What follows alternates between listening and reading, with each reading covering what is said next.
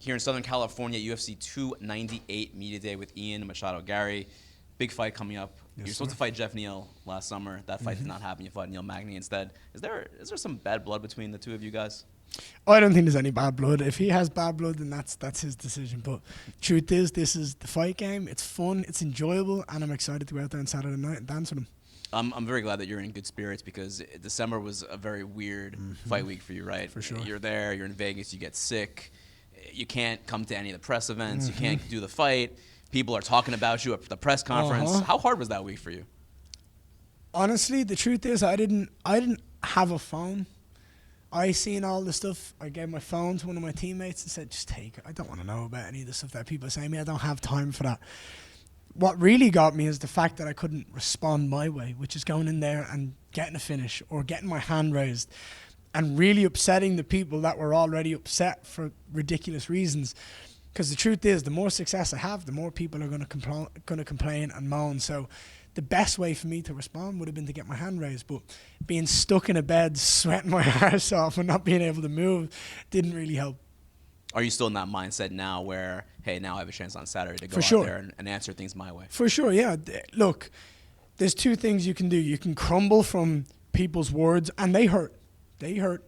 You can crumble for them, or you can use them and go, you know what, I'm going to prove everybody wrong, that whatever you say, it's not going to affect me. I'm going to go out there on Saturday night. I'm going to have fun, do what I do, because I'm the one living my dream, not those people that are talking shit online or giving negativity to me. I'm going to focus on me, my life, and go and have fun and do my job. I want to ask you about all this because in December when we were discussing the whole situation, and I couldn't come up with a reason why you were kind of in the barrel, right? And I was trying to, it's a weird situation where when people get criticized in MMA, for the most part, they did something wrong, or they did something not good, or they did something stupid, right? Look, we're talking about arrests, and we're talking about all these different things that happen in MMA. The truth of the matter is, we could go down the rabbit hole on stuff that's happened to UFC, employees, fighters, anyone in the media. We can go through in detail events that have occurred that are 1,000,000 times worse than what I've did. But the truth is, I'm interested. What I'm doing is interesting. People want to talk about me, my family, my team, what we're doing, because it's a new evolution. It's a new wave. It's a new era of fighters. I'm doing the social media thing, and I'm showing the fans the behind the scenes. There's people talking about me in every single country of the world. I don't know a single fighter in here that comes in and does every continent that I do. Why? Because they care. I get the numbers, I get the traction, and they know it. They know it.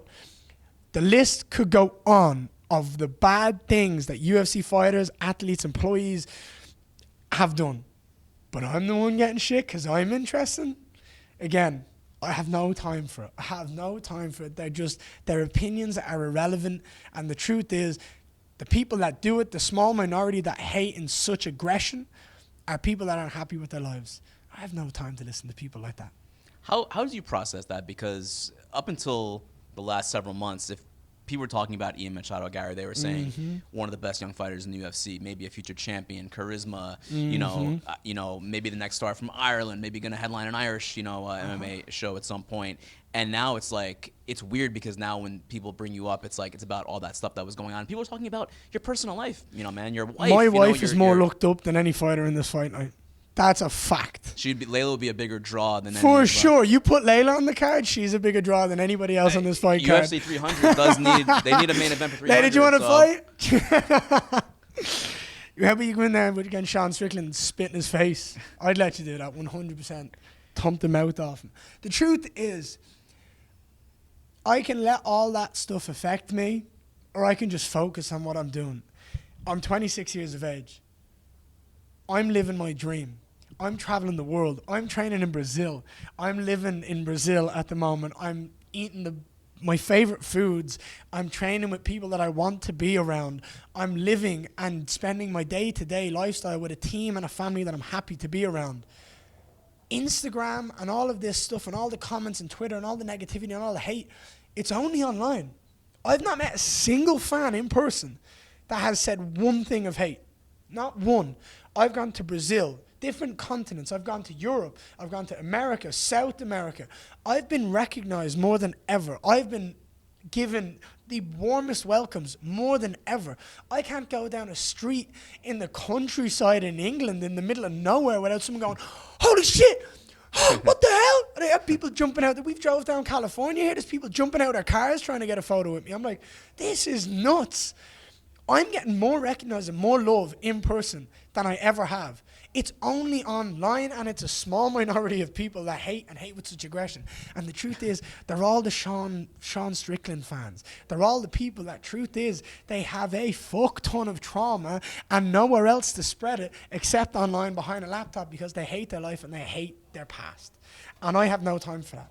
I love my life. I love what I'm surrounded by. I love the people I get to like meet every day. And that's it. That's what's important to me. I'm going to live my life and do it the way I want to and have fun. Great answer. And let's just pivot a little bit because you do have a big fight on Saturday. You did your training camp in Brazil. I see Diego Lima's with you. You trained with Charles Oliveira for this camp. Can't really ask for a better situation right over there. It seems like you and Charles get along very well. How did that go down in Brazil? The truth is, I love absolutely everything about Brazil, from the weather to the food to the people to the energy that the continent of South America kind of has. It's different. It's vibrant. It has a passion. And like when I think of Brazil, I think of like the men stand tall, they stand proud, they speak with authority, they wear tattoos, they've got tattoos, they're beautiful. Do you know what I mean? They're well looked after. And then you see the women, and they dress with such beautiful colors and confidence and an energy that is just beautiful and different. And that energy, you can feel it walking around the streets. You can feel it when you go to the shops. You can feel it when you go get acai. I want to surround myself with people that have that energy, and everyone that steps on the mats at Shoot the Box is grateful to be there. They're excited to train. Whatever their background is, the fact that they walk on that mat and they are just excited to do what they love, that's the energy I want to be surrounded by. How's the Portuguese coming along? Eu aprendendo muito rápido. I'm learning fast. Ele fala só português a sábado noite. On Saturday night, he's only allowed to speak Portuguese to me. Really? Yeah, for sure. He can try speaking English to me as well, but I'm going to say português, favor. For sure. Entende? Sim?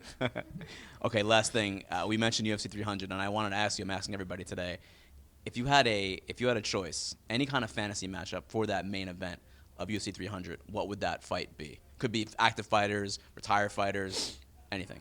Any fight of all time. Any fight that you could put together, what would be the number one? That's a tough question because my brain has to run with that one. So you're talking about UFC 300. I thought maybe you would have said you and Colby. No. Me and Kobe's going to be on the Conor McGregor, Michael Chandler co-main. That's my goal. Okay. I want that. Yeah, I want Ireland versus America. I want to really ham it up. Could you imagine the poster? Me and Conor on the Irish flag one side, Kobe and Chandler with drifting the star sort of bangle. We'll absolutely go out there and prove that we are the better nation. I'm not sure. That's a different time. We won't get there until that point comes. I'm not sure Chandler's a big Colby Covington fan either. I'm not sure if you saw some of his. There'll be three people on that stage that will hate to be around them. The truth is, the fight that I would want would have to be something that would entertain.